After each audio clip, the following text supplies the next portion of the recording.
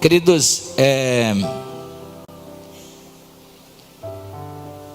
existe um texto em Lucas 6, capítulo 6, versículo 38, e eu queria falar um pouquinho desse princípio essa noite, que diz assim: dai, dar-se-vos-á, uma boa medida, sacudida, recalcada e transbordante.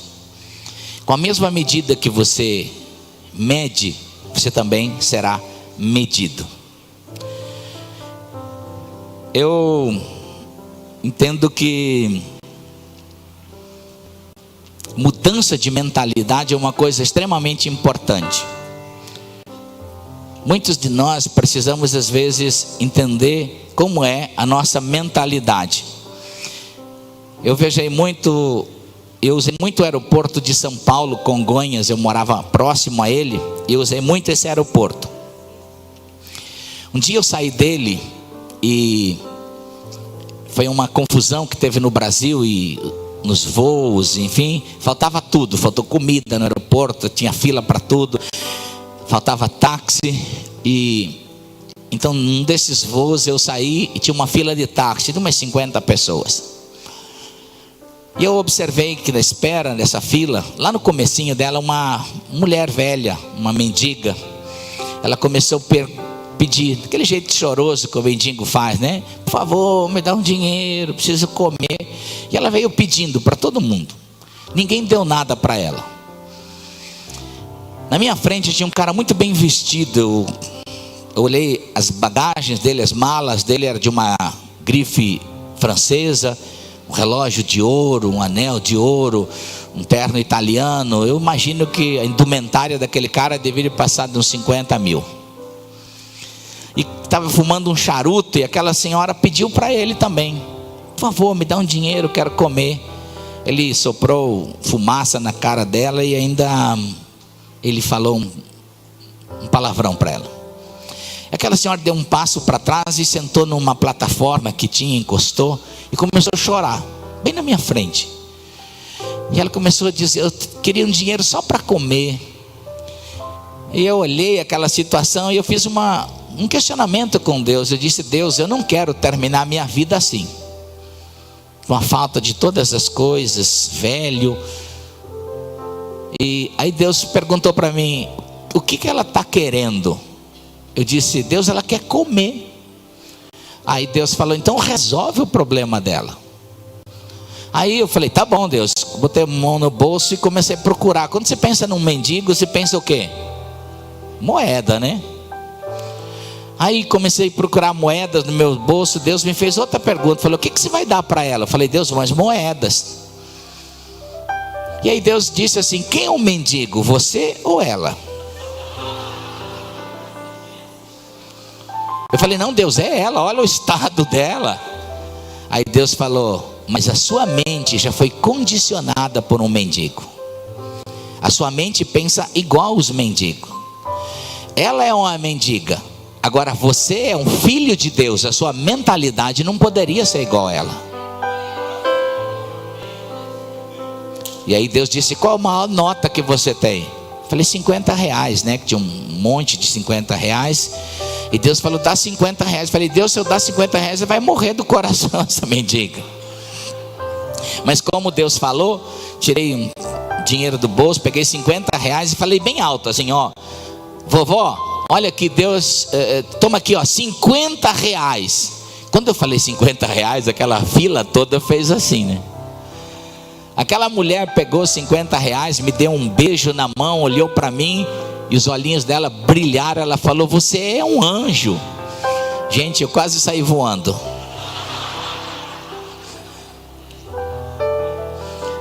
Mas aí ela levantou e foi em direção ao aeroporto. E é interessante que ela não pediu mais nada para ninguém, mas toda a ação ela provoca uma reação. Isso é indiscutível. Que as pessoas, ou por vergonha ou pela ação, começaram a pegar dinheiro e dar R$20. Ninguém deu moeda mais para ela. Quando ela saiu lá no final, ela tinha acho que 1 milhão na mão. Já estava uma mendiga rica. E ainda ela entrou no aeroporto, fez um tchau para mim. Eu conhecia aquele aeroporto assim, pois todo dia estava nele. Eu nunca tinha visto antes e nem depois. Depois eu fiquei imaginando, indo embora, se não são anjos que Deus coloca na nossa frente, exatamente para testar como é a nossa mentalidade, como nós pensamos.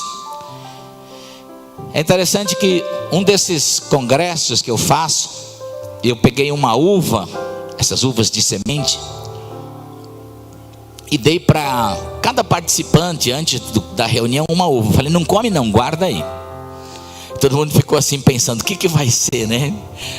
Tem alguma coisa espiritual aí, vai vender uva. Mas aí na hora, antes de começar o culto, eu falei, não, só dei uma uva para vocês comer. Então, vamos todo mundo comer junto a uva. Aí todo mundo comeu aquela uva. Aí todo mundo comeu. Eu falei, todos já comeram? Já. Então quem guardou a semente? Quem tirou a semente da uva? 2 ou 3 pessoas falaram, eu falei, assim é. Isso é uma dinâmica, né? Como nós tratamos as sementes. Normalmente nós destruímos, comemos tudo aquilo que Deus coloca na nossa mão. Se aquela fosse a última uva da terra, tinha acabado. Para a maioria das pessoas. Porque quando Paulo escreve aos Coríntios, ele diz que em todas as coisas Deus te dá o pão para comer e semente para semear. Ou seja, em tudo aquilo que você precisar nessa terra, Deus te dá semente, uma parte. Quando você conhece Jesus, Deus te dá uma parte de amor para você e uma outra parte é para semear. Uma parte é para te curar, para te salvar, mas uma parte é para você semear.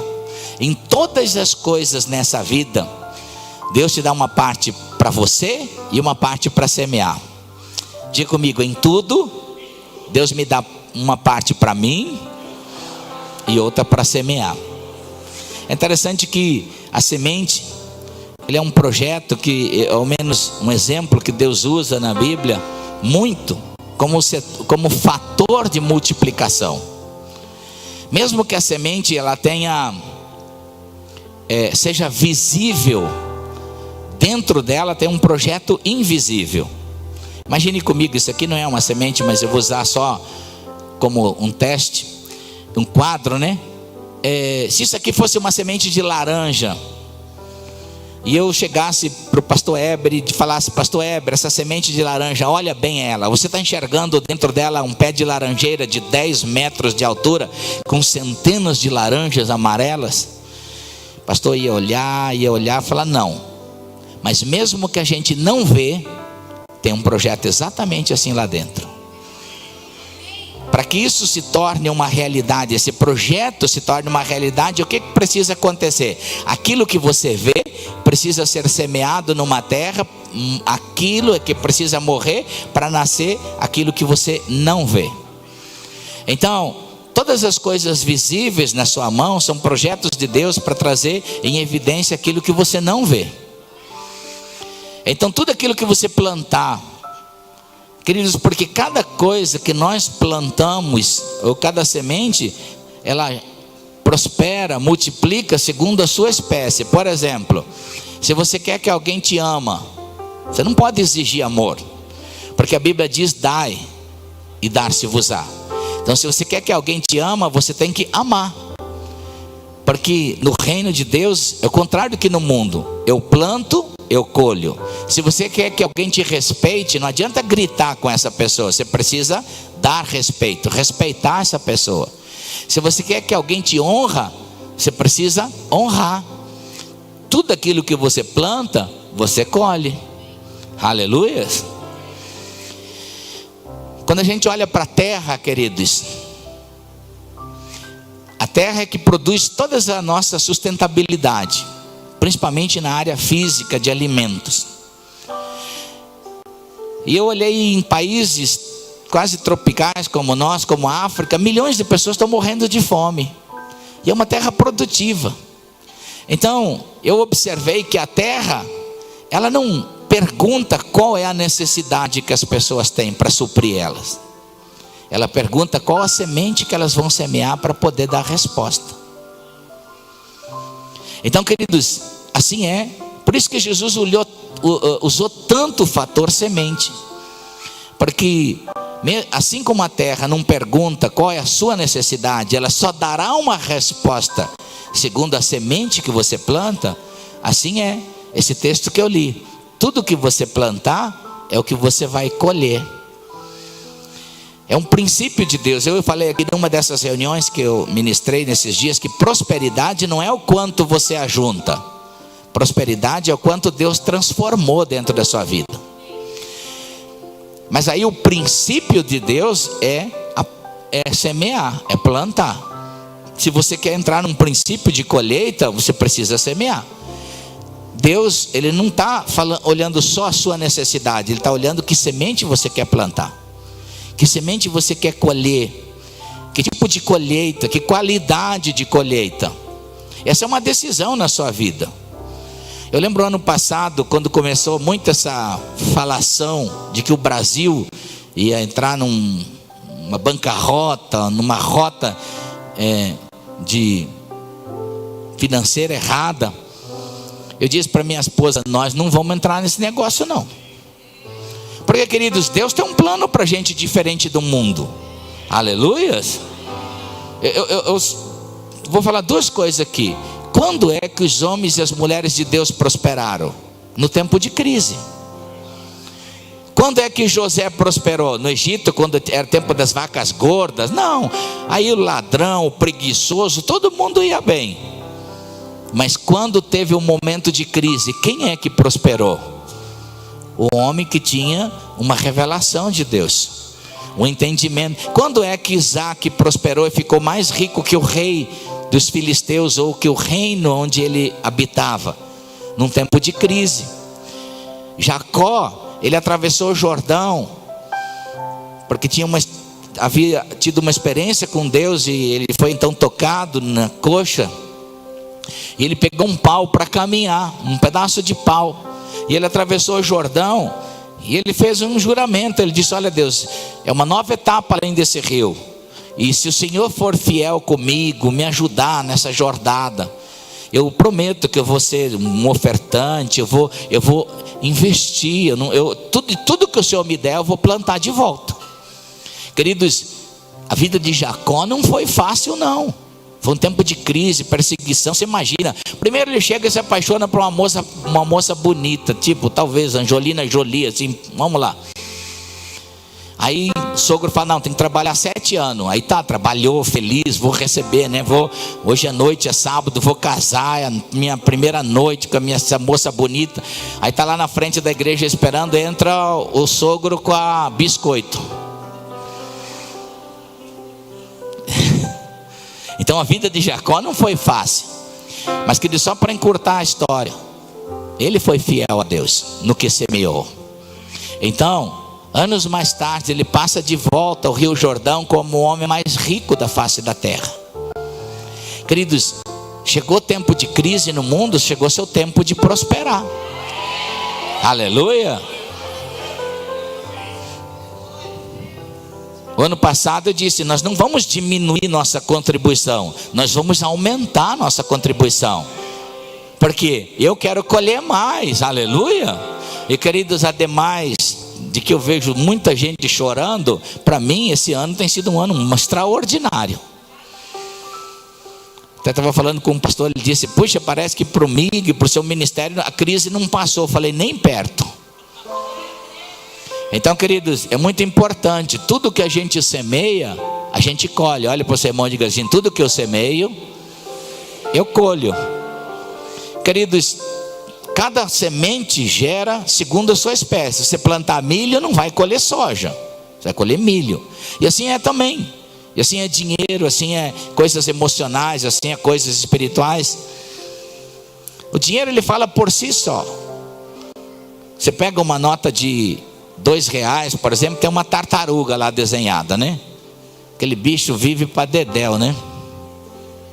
Que vive mais de 100 anos. Então, se você sempre semeia isso, lembra, você vai colher, seus filhos vão colher, seus netos vão colher tartaruga. Se cada um gera segundo a sua espécie. Então, você quer colher colheitas boas, aprenda a semear coisas boas. Aleluia. E o texto diz sempre uma boa medida. Deus sempre começa com uma boa medida, amém? Porque o que Deus vai te dar de resposta é maior. E é muito importante, queridos, a gente entender o valor das riquezas que Deus nos deu em relação a servirmos no reino. E você ser senhor das coisas, porque se Deus não tratar isso no seu coração, não tem condições de Deus fazer você prosperar nessa área. Então tudo que você semear, você vai colher. Aí é uma análise. A resposta da vida é essa: você só colhe o que plantou. Não tem como colher diferente. Se você é uma pessoa que não se envolve em plantar coisas financeiras, você não vai colher coisas financeiras. Agora, se você plantar nessa área, você colhe, porque é um princípio de Deus. Aleluia.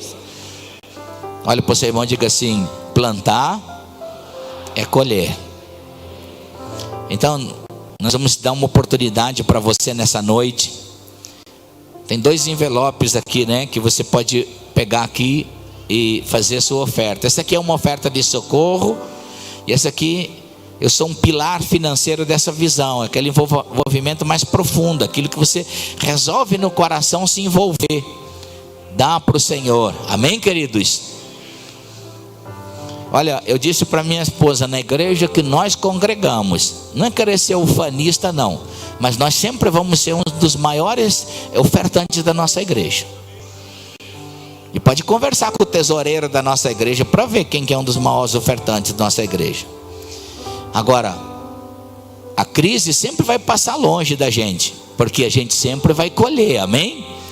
Olha para o seu irmão e diga assim: se você plantar uma oferta boa, você vai ter uma boa colheita. Eu poderia passar aqui a noite contando para vocês milagres, queridos, do que Deus fez na minha vida nessa área, mas você precisa ter a sua experiência. Então, nos próximos instantes você vai ofertar. Pega o seu envelope, fica em pé no nome do Senhor Jesus. Pega o seu cheque, a sua oferta, aquilo que Deus mandar você fazer. Pega a sua melhor oferta aí. Decide na sua vida ser um ofertante, amém, queridos? Louvado seja o nome do Senhor. Porque eu vou orar, e sempre, agora é uma hora de milagre. Quem precisa aqui de um milagre financeiro? Eles, agora é o momento de você entender, de você plantar, aleluia. Eu queria que toda a igreja ficasse em pé. Nós vamos orar. Louvado seja o nome do Senhor, aleluia. Queridos, mudança de mentalidade. Ofertar, semear tem que ser um prazer na sua vida, aleluia. Eu vou orar com você. Pai querido, nós te damos o louvor. Obrigado por esse momento em que nós podemos semear, em que a nossa semente pode se tornar uma colheita, muitas vezes, abundantemente mais do que pensamos e imaginamos, porque estamos semeando numa terra fértil, em que aquele que multiplicará é o Senhor. E eu oro agora por cada homem, cada mulher, cada moço, Deus, que precisa de um milagre nessa área, que precisa prosperar nessa área. Aqueles que estão gastando dinheiro com remédios, com juros, Deus, aqueles que estão sem empregos, Deus, aqueles que estão falidos. Não acabou, Deus. O Senhor tem sempre um novo começo, uma nova história, um novo tempo, Deus. Eu oro ministrando sobre eles agora uma nova estação, um novo tempo, Deus. Dentro de um tempo muito breve, eles contarão testemunhos das grandezas, das multiplicações que o Senhor fez nas suas vidas. Eu os abençoo agora, em nome de Jesus. Quantos creem, diga comigo amém. Quem já trouxe a sua oferta, abra sua Bíblia comigo em Ezequiel, capítulo 37, profecias de Ezequiel, segundo o Espírito de Deus, capítulo 37, o versículo 1 em diante. Quem ainda entende que Deus está falando do seu coração para trazer a sua oferta, pode sair do seu lugar e vir. diz assim o primeiro versículo em diante. Ezequiel capítulo 37. Veio sobre mim a mão do Senhor, e Ele me levou pelo Espírito do Senhor, e me deixou no meio de um vale, que estava cheio de ossos, e me fez andar ao redor deles. E eram muito numerosos na superfície do vale, e estavam sequíssimos. E então me perguntou: filho do homem, acaso poderão reviver esses ossos? Respondi: Senhor Deus, tu o sabes. Disse-me ele: profetiza a estes ossos e dize-lhes: ossos secos, ouvi a palavra do Senhor. Assim diz o Senhor Deus a estes ossos: eis que farei entrar o Espírito em vós e vivereis. Se você puder, ainda abra sua Bíblia comigo em Atos dos Apóstolos, capítulo 1, versículo 8. Quero ler a parte A, porque é uma promessa da vinda do Espírito Santo. Diz assim: mas recebereis poder ao descer sobre vós o Espírito Santo. E ainda no capítulo 2, o versículo 4, a parte A, diz assim: todos ficaram cheios do Espírito Santo. Que Deus nos abençoe nessa noite por Cristo Jesus, amém, queridos? Eu li esses dois textos, tanto do Antigo quanto do Novo Testamento, exatamente para que a gente compreenda que no Antigo Testamento, ainda que ele não seja doutrinário para nós como igreja, ele é mais histórico, porque ele fala daquilo que é o prometido Jesus, e Jesus é o personagem principal do Antigo Testamento, mas como promessa ele é muito tipificado em figuras. E ele também é histórico porque ele relata a nossa origem, da onde viemos. E agora as profecias daquilo que era uma figura da vinda de Jesus, elas ganham vida quando a gente olha para o Novo Testamento, e a luz dele corre exatamente dando vida a essas profecias, avalizando, porque no Novo Testamento Jesus também é o personagem principal, mas agora não como uma figura, não como aquele que é uma promessa, mas aquele que é, segundo a mensagem apostólica, a expressão da graça de Deus caminhante entre os homens. Ou seja, Jesus, que era a promessa, agora se torna uma realidade. Li esses textos do Espírito Santo aqui, para que a gente também compreenda a profunda atuação, e de que a gente precisa do Espírito Santo, da maneira como ele age em nossas vidas e como ele pode agir em nossas vidas. Nessa vida nós vamos ter dois tipos de lutas, de desafios que vamos viver. Às vezes existe um texto meio confuso na Bíblia, uma teologia, quando Deus fala sobre predestinação. E não quero entrar, claro, que por essa teologia, mas predestinação ela já fala pré-destino, ou seja, Deus tem um destino para você dentro de um desenho, dentro de um propósito. Ele predestinou isso para você. Antes de você vir a esse mundo, o propósito que está na sua vida é mais importante do que você. Por isso que você veio para esse mundo por uma causa, por um propósito. Deus tem um destino para você nessa terra. Isso é maravilhoso quando a gente compreende, porque a gente entende que Deus não deixou a gente aleatoriamente aqui. Deus não deixou a gente alienado. A gente não nasceu por nascer.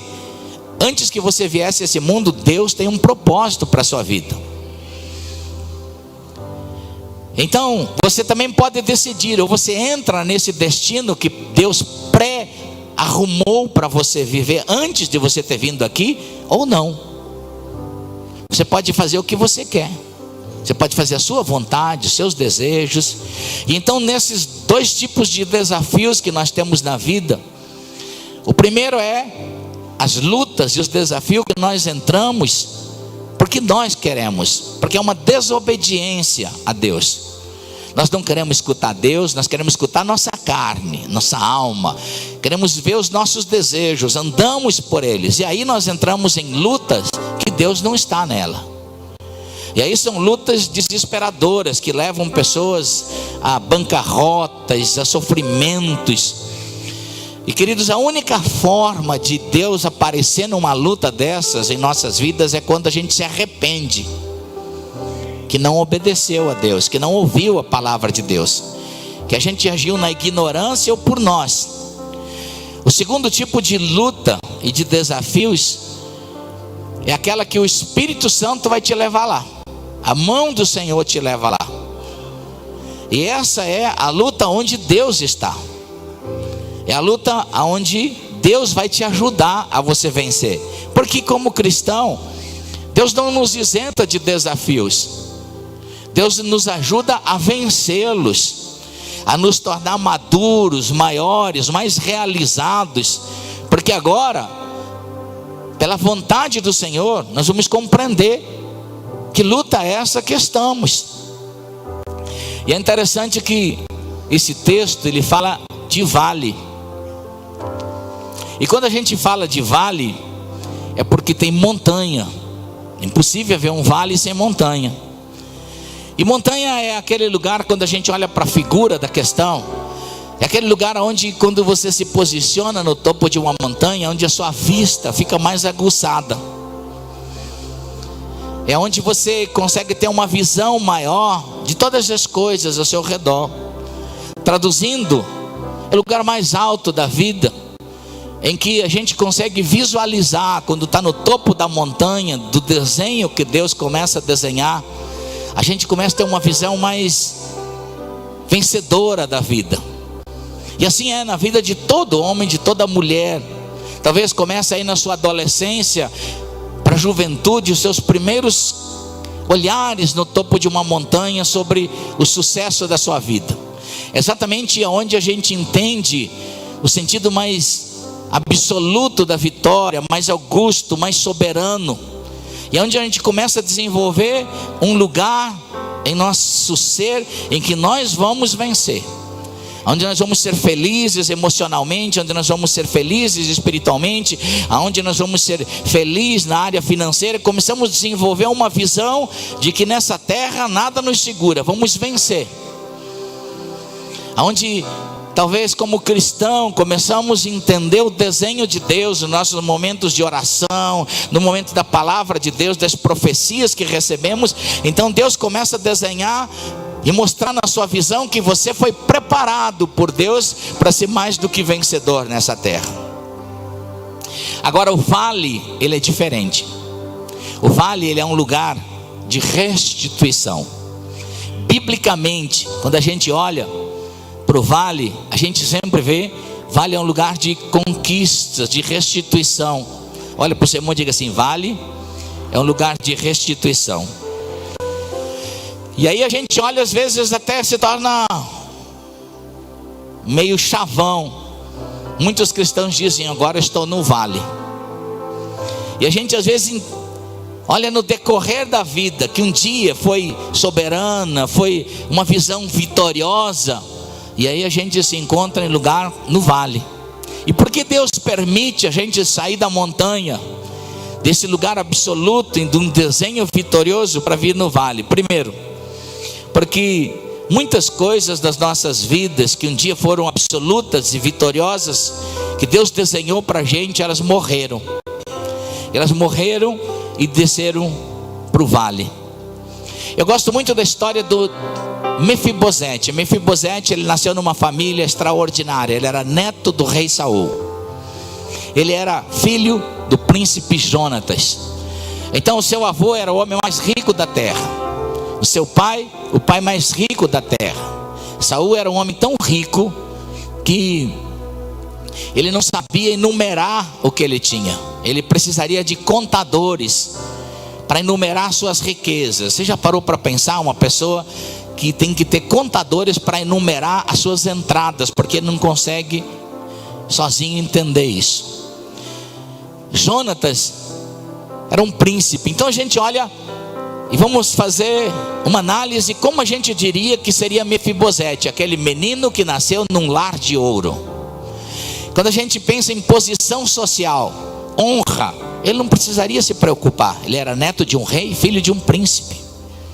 Quando a gente olha para as riquezas, ele não precisaria se preocupar com aposentadoria, com futuro, porque tudo para ele era reluzente, era no topo da montanha. Alguém poderia olhar e dizer: esse nasceu com sorte.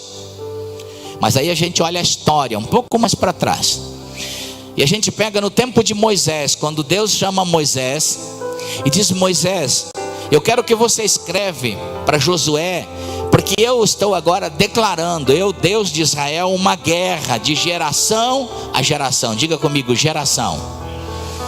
E Deus está dizendo para Moisés escrever que Deus vai fazer uma luta contra Amaleque, ou seja, os amalequitas. Os amalequitas, eles são uma figura da carne, da decisão da carne, daquele que não obedece a Deus, daquele que anda aos seus desejos, porque a descendência dos amalequitas, ela se origina em Esaú, aquele que trocou o direito de servir, de receber as promessas de Deus, de ser o primogênito, ou receber as primícias das promessas de Deus, por um prato de lentilha.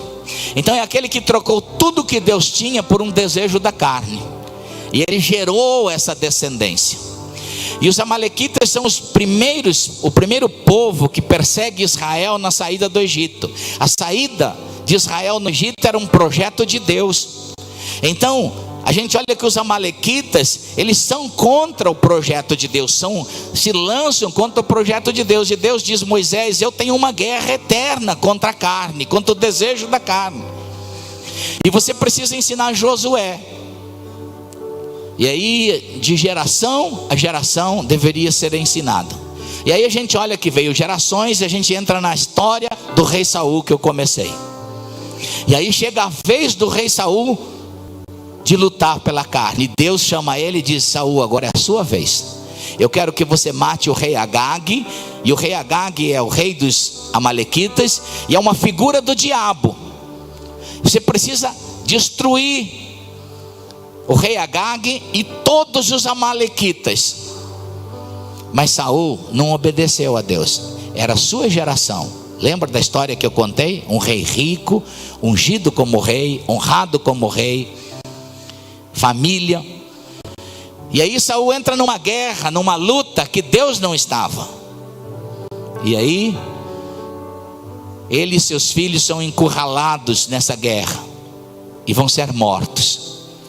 Quando Saul nota que vai ser morto, ele se lança sobre a sua própria espada.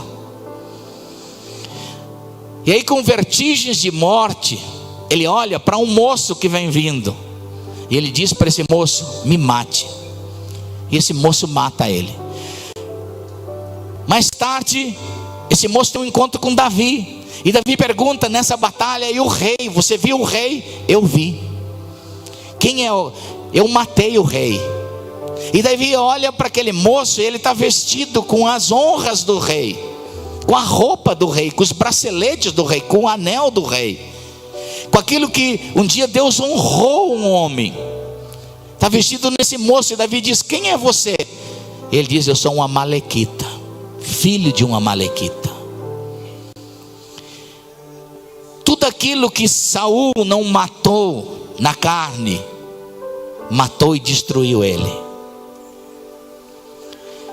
Queridos, e aí a gente olha depois uma das histórias mais bonitas na Bíblia, Davi restaurando Mefibosete, o neto de Saul, agora um homem aleijado dos pés. E é uma das histórias mais bonitas que o rei Davi traz esse moço que encontra ele num vale chamado Lodebar, ou seja, um vale destruidor de sonhos. Tudo aquilo que a gente poderia ter imaginado de um moço que nasceu num lar de ouro, que nada faltaria para ele, agora ele está num vale morto. E Davi traz e restitui a vida dele e faz ele se assentar na mesa do rei, que é o seu lugar. Queridos, esse é o mesmo lugar que para você nessa geração, na mesa do rei. Agora, é muito bonita e é muito triste, é muito interessante essa história que eu contei, mas essa foi uma geração. E a guerra de Deus é de geração a geração. Hoje é a sua geração. Hoje é você que vive na terra. Hoje é você que precisa aprender a matar a carne, a destruir a carne. É você que precisa, porque se você está numa guerra do lado de Deus, você precisa aprender a destruir a vontade da carne. Porque a vontade da carne, ela não tem vontade de honrar Deus em lugar nenhum. E se você seguir ela, ela vai destruir a honra como mulher, como homem próspero, como chamada de Deus. A carne não sabe honrar Deus. E a gente não precisa nem trazer, então, a história da fé, que conta muito de pessoas da sua geração que não aprenderam a matar a carne, então foram destruídos. Aquilo que você pensava que aquele ministério, aquela pessoa, jamais as suas riquezas, aquela honra acabaria. E a gente vê, então, às vezes a pessoa totalmente destituída. Tudo aquilo que você não destruir na sua carne, no seu tempo, pode destruir toda a honra de Deus. Aí a gente olha, por que Deus faz coisas assim? Faz a gente sair às vezes do topo da montanha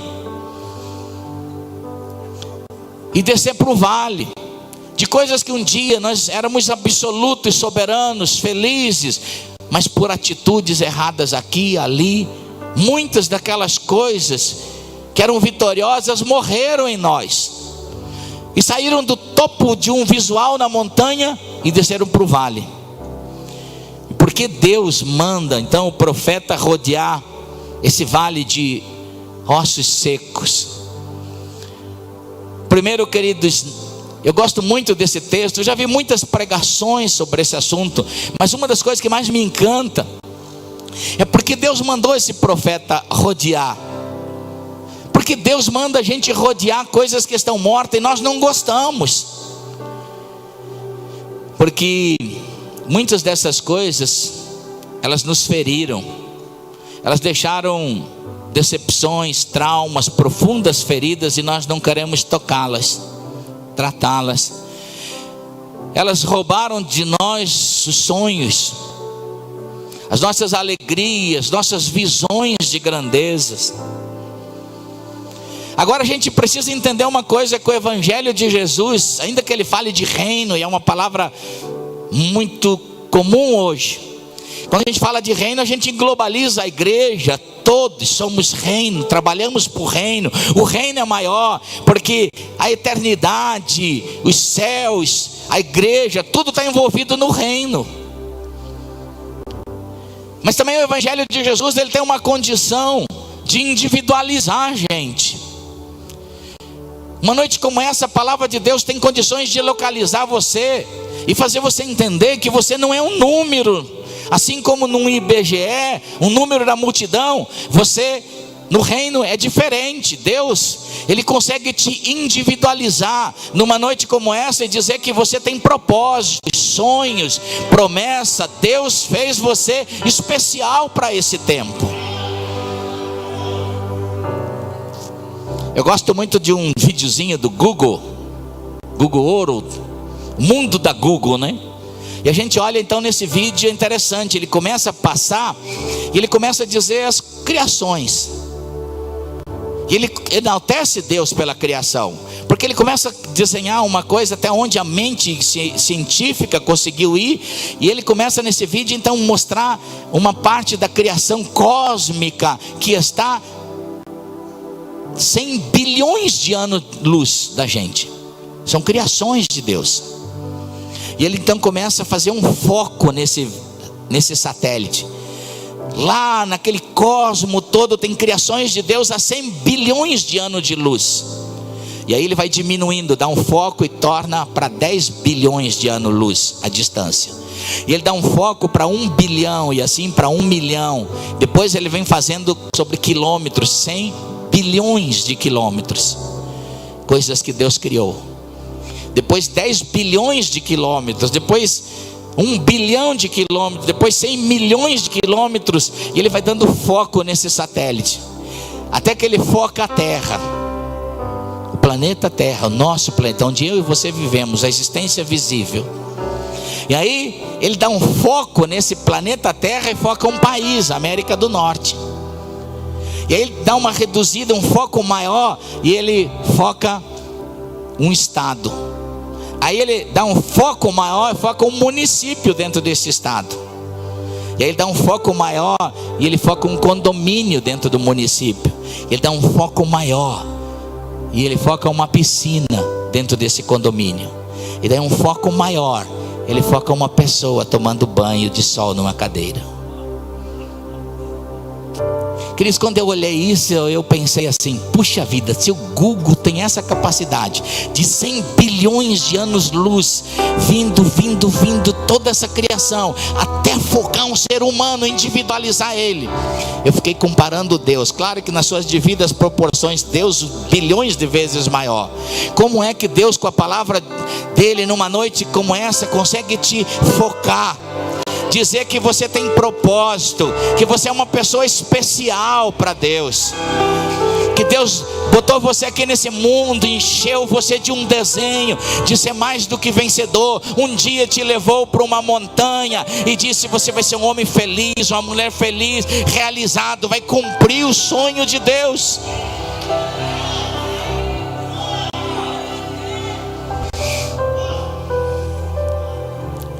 Mas aí a gente se encontra também numa noite como essa, em muitas coisas que morreram em nossas vidas e foram lá para o vale.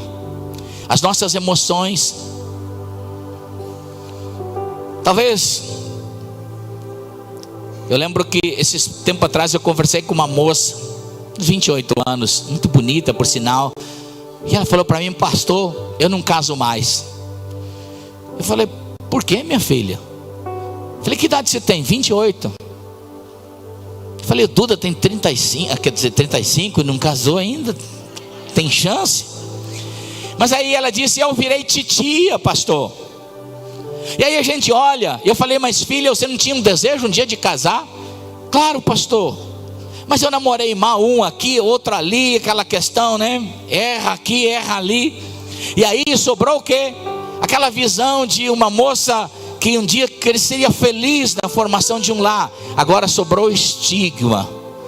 É conhecida pela dor, pela morte, pelo sofrimento. Sobrou o estigma, a titia, ficou para titia, solteirona.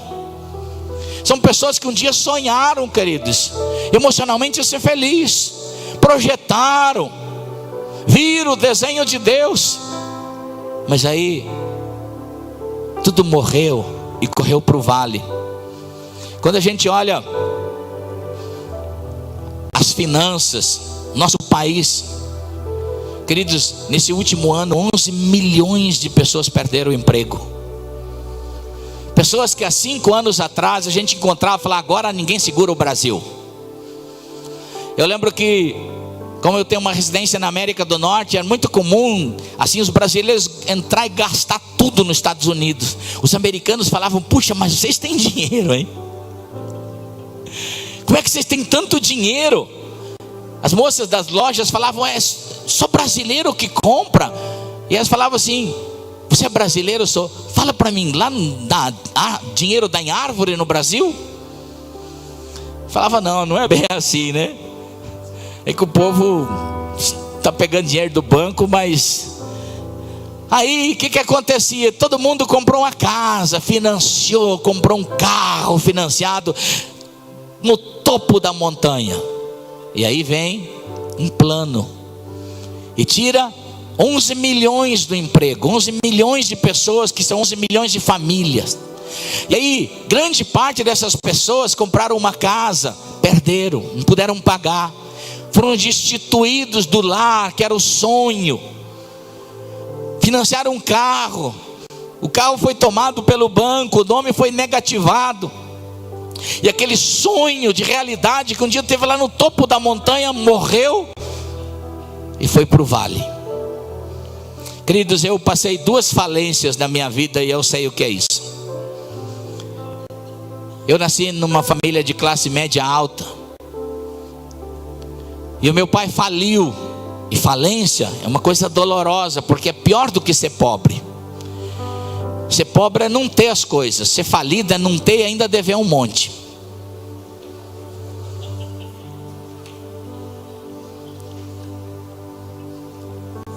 Há 10 anos atrás eu tinha uma distribuidora no Brasil, nos Estados Unidos.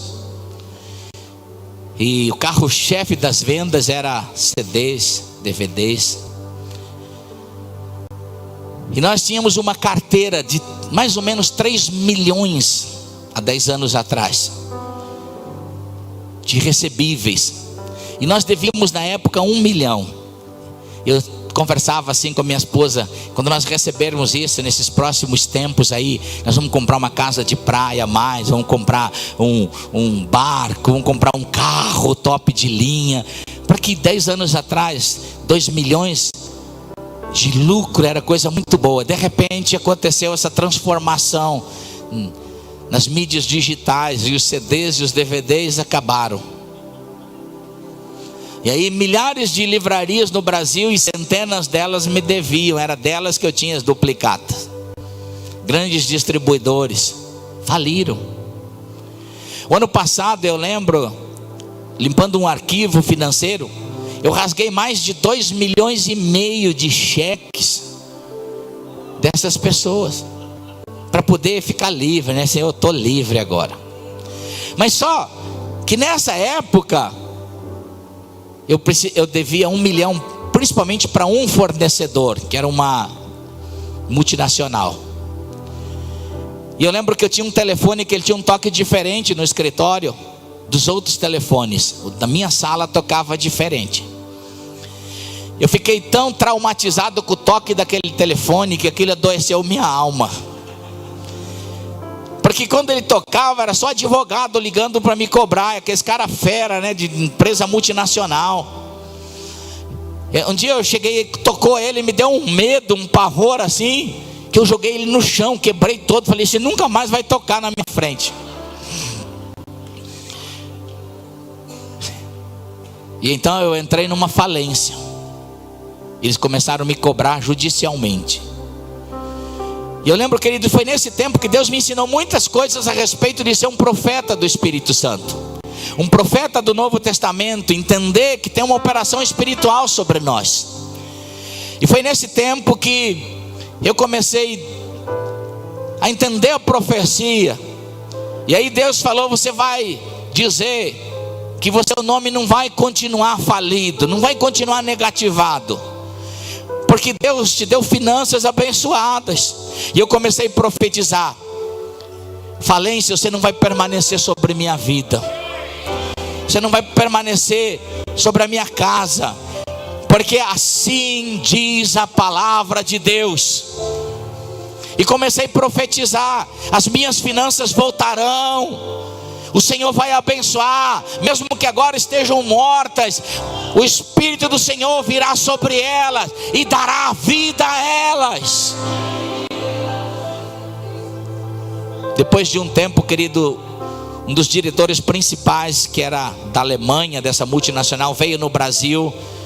Eu pedi para falar com ele, e eu conversei com ele. Então, depois de profetizar um longo tempo, ele me chamou, eu contei a história verídica, como era, os dinheiros que eu tinha para receber, o que devia. Ele olhou para mim e ele disse: pastor, eu sei que você está com o coração ferido, mas eu vou te ajudar. E aquela dívida enorme, ele transformou em 20%. Ele nos deu um prazo enorme de alguns anos para pagar. Mas foi tão bênção de Deus. Deus criou carne naqueles ossos mortos das nossas dívidas, que menos de 2 anos nós acabamos com todas elas.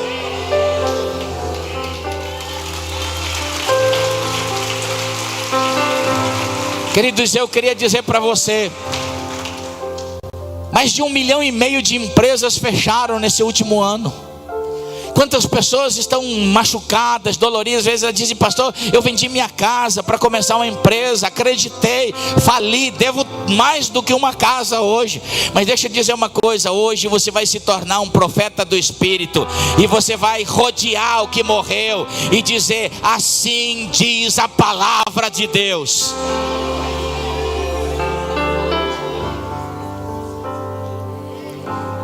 Queridos, a nossa vocação, a nossa chamada. Quantos de vocês um dia se apaixonaram por Jesus? Jesus levou vocês para um topo de um desenho que você teria uma chamada abençoada. Era aquele homem, aquela mulher cheia do Espírito Santo, que estava em todo momento de oração. Mas aí, por uma falha aqui, outra decisão errada ali, começou a morrer. Morreu o desejo de orar, morreu a paixão pela palavra de Deus, morreu o desejo de ser treinado. Você nem mais vem em reuniões de treinamento, onde poderia a sua vocação ser treinada. Queridos, eu quando me converti numa turma, num mover do Espírito Santo muito grande. E a gente sabe, sempre as pessoas se convertem na mesma época da gente. E a gente ia orar muito, Deus falava muito com a gente ia orar em montes. Eu me converti numa cidade do interior, então não importava se tinha pernilongo, chuva, frio, a gente ia orar. Falava em oração, tô dentro. E era assim, a gente ia se reunia, Deus falava com a gente. E eu lembro que uma daquelas pessoas do meu tempo era um moço que parece que Deus tinha uma coisa especial. Se nós formássemos um time para Deus, ele seria o Neymar, o Messi, nós seríamos os outros. Sabe assim, tipo, chegava no lugar, Deus falava: eis que te digo, o meu servo, vou te levar para os Estados Unidos, para a Alemanha, para a Europa, para Paris. Para a gente ele falava: você vai para a África, você para o Paraguai, você para a Bolívia.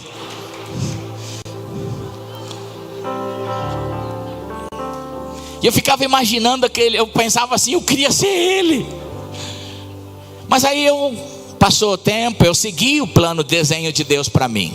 Mudei daquela cidade, mudei para a capital do estado, depois mudei para os Estados Unidos. Viajei pelo mundo. Alguns anos depois eu voltei para a minha cidade. Eu estava passando nela, uma cidade pequena. E eu passei na frente de um bar, de um boteco. E eu olhei sentado fora, já bêbado, umas 10 horas da manhã, um homem. Quando meus olhos cruzaram por ele, eu pensei: puxa, parece o cara. E eu parei meu carro, desci. Quando cheguei perto, já dava para ver que ele tinha sintomas de vícios, já era uma pessoa inchada. Eu falei: bom dia, você é o fulano? Ele disse: sou. Eu disse: lembra de mim? Eu sou Irineu. Lembra como Deus falava com a gente?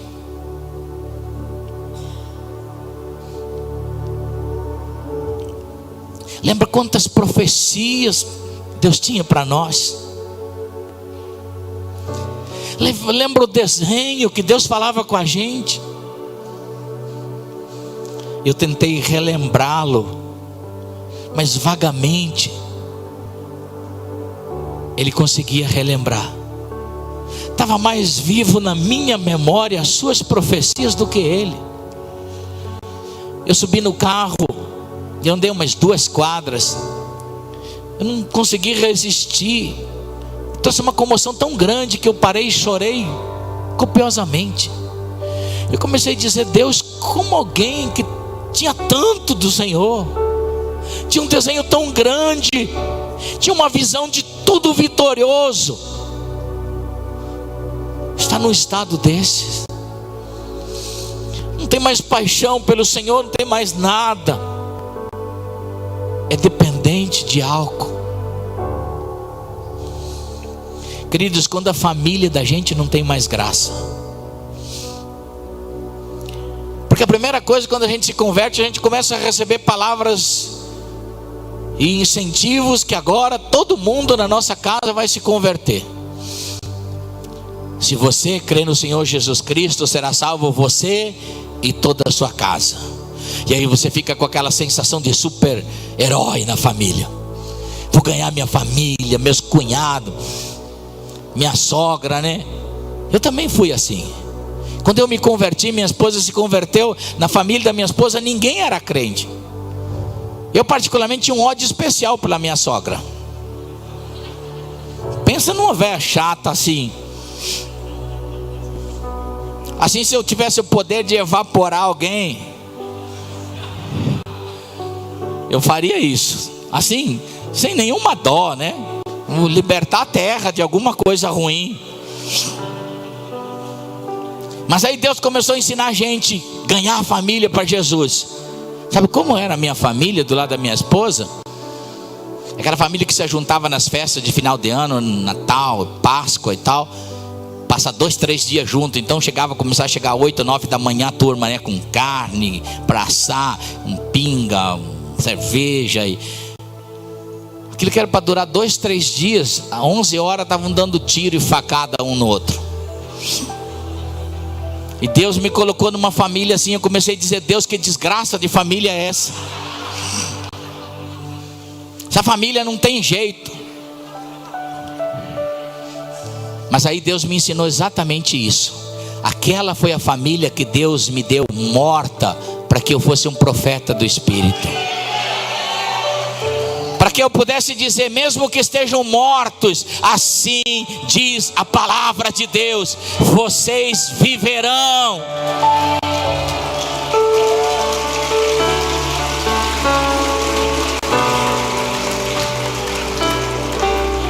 Só para encurtar a história, queridos, hoje minha sogra e toda a minha família é crente. Minha sogra me dá até oferta. Agora eu oro para Deus proteger ela, durar ela mais tempo.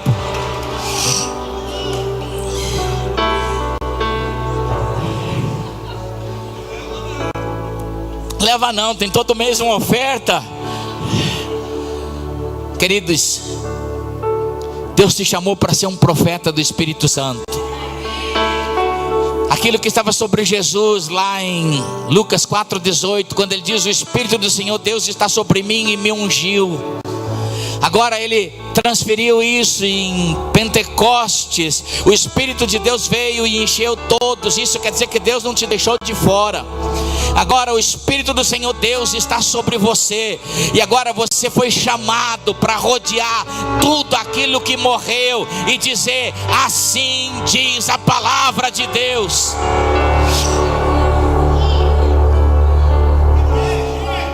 Chora mantaka soro pantarababa.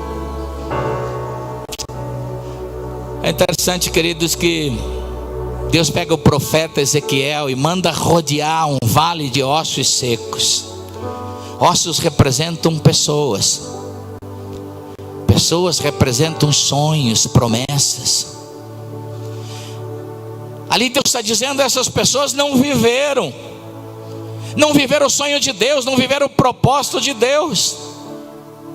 Agora você pode profetizar para que elas criem vida, mas você vai rodear aquilo que morreu, aquilo que é promessa de Deus para você. Você vai rodear e vai trazer vida de volta. Tudo que um dia esteve lá no topo da montanha, onde sua visão conseguiu alcançar, que Deus tinha um desenho para você, Deus está dizendo que você deve voltar no vale, lugar de restituição, rodear e trazer a vida de volta. Porque Deus manda a gente rodear em coisas que morreram. Duas coisas eu quero falar. Primeiro, quando você volta a profetizar vida naquilo que um dia morreu em você, Deus vai te curar. Deus vai fazer você ter uma cura dos traumas, das dores. O Espírito Santo vai fazer uma operação sobre você e vai te curar, te tornar um homem livre. Aquilo não vai ter mais marca para você.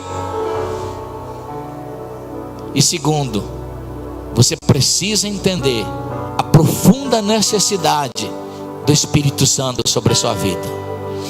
Que você não pode fazer isso porque você quer.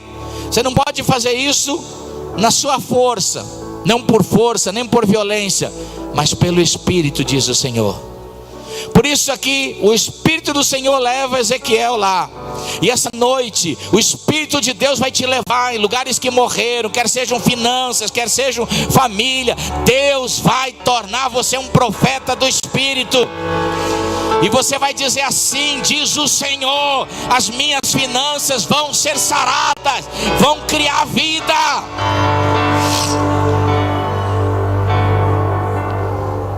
Quando a gente olha para Josué e Calebe, quando eles trazem a promessa para Israel, eles dizem: olha, a terra é boa, é uma bênção para todo mundo. Mas aí a gente vê que com o tempo, a palavra de Deus começa a individualizar certas coisas na vida de Josué e Calebe. E chega um momento que Josué entende que Israel, a bênção é para todos. Diga comigo, a bênção é para todos. Mas ele entende uma coisa pessoal, para ele, a sua família. Então ele chega e diz: olha, Israel, vocês decidam. Vocês receberam a palavra, mas eu quero dizer que Deus também individualiza certas coisas. Existem promessas exclusivas para vocês. Porque se vocês não quiserem, eu e minha família vamos. Aí olha para Calebe. Calebe, mesma coisa. Aí passa os anos. Calebe diz: não, mas espera aí. Eu sei que tem bênção de Deus para todo mundo, mas Deus falou que tem a minha parte. Tem uma parte da terra que é minha, específica para mim. E ele chega para Josué e diz: Josué, eu quero reclamar a minha parte. Eu sei que eu não tomei posse dela, gigantes estão lá, inimigos estão lá, mas eu quero dizer que hoje eu vou tomar posse daquilo que é meu. Queridos, eu espero que hoje você seja como Calebe, e você não saia daqui dessa reunião pensando que Deus te esqueceu, que Deus só tem bênção para os outros. Os outros vão ser abençoados, mas tem coisas que são específicas, são suas, são propósitos seus. E essa noite você vai dizer: eu quero a minha parte, porque agora eu sou um profeta do Novo Testamento. A promessa veio, o Espírito está sobre nós, e eu quero profetizar e dizer assim: diz o Senhor. Aleluia. Você não pode ficar no vale de ossos mortos. Você tem que ficar no lugar de ressurreição. Deus vai ressuscitar os seus sonhos, quer seja na área ministerial. Se um dia Deus falou, hoje é o dia que você vai começar a profetizar nessa área. Aleluia. Fica em pé, em nome de Jesus. Uau! Quantos recebem a palavra de Deus essa noite? Olha para o seu irmão e diga assim: Deus te transformou num profeta. Aleluias. Aleluias. Queridos, eu queria gastar, eu sei que está já tarde, mas eu queria gastar 4 ou 5 minutos com vocês, porque eu sei que há uma unção do Espírito Santo aqui. Deus vai trazer alegria no seu coração hoje de novo. Deus vai fazer você profetizar sobre coisas que um dia eram vivas na sua vida. Deus vai trazer de volta aquela unção que você tinha.